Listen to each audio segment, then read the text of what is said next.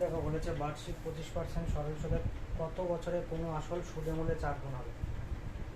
তাহলে করা যাক 25% মানে কত, 1/4। পি মানে আসল, আসল যদি 4 টাকা হয় ইন্টারেস্ট কত টাকা হয়, ইন্টারেস্ট হয় 1 টাকা।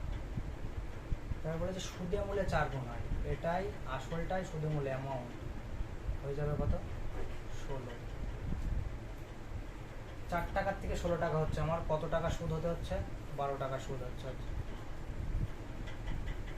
আমি দেখতে পাচ্ছি 1 টাকায় 1 বছরেই সুদ হয়, 1 টাকা সুদ হয় 1 বছরে, তাহলে 12 টাকা সুদ হবে কত, 12 টাকা সুদ হবে 12 বছরে। এটা উত্তর। দেখো দ্বিতীয় অঙ্কটা বলেছে কোনো মূলধন 4 বছরে দ্বিগুণ হয়, কত বছরে সেটি 5 গুণ হবে। তাহলে দেখো মূলধনটা পি ধরি, এই পি টাকাটা দ্বিগুণ হচ্ছে 2p হয়ে যাচ্ছে কত বছরে, 4 বছরে। ক টাকা সুদ হতে হচ্ছে, পি টাকার সুদ, ঠিক আছে। এবার বলেছে কত বছরে সেটি 5 গুণ হবে, এই পি টাকাটাই 5p হবে। কত টাকা সুদ, 4p টাকার সুদ।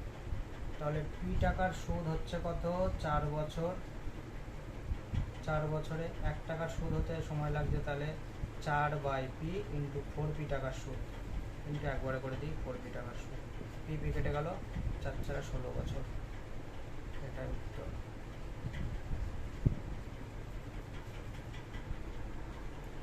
চলো এবার আমরা 3 নম্বর অঙ্কটা দেখি। বলেছে কোনো আসল 25 বছরের সুদে আসলে 3 গুণ হলে সুদের হার কত।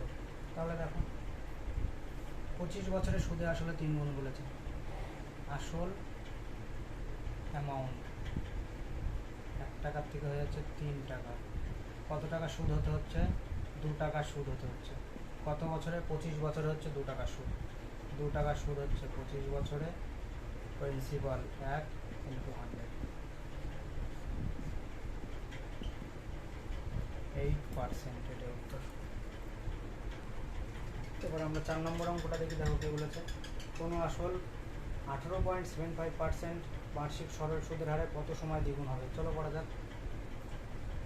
18.75 কে আমরা কি লিখতে পারি, পার্সেন্ট বলে, 18 প্লাস 75/100 লিখতে পারি। কাটাকাটি করো, 25 দিয়ে কাটলে 3, 25 দিয়ে কাটলে 4, তারপরে আমরা বলতে পারি 18/3/4%। 4 18 72 আর 3 কত হয়, 75/4%। দেখো পার্সেন্ট এবার তুলে দাও, পার্সেন্ট তুলে দিলে কি হয়, নিচে 100 বসে। 25 দিয়ে কাটলে 3, 25 দিয়ে কাটলে 4, দেখো হচ্ছে 3/16। এটাকে আমরা উল্টে দেবো এবার, 16/3।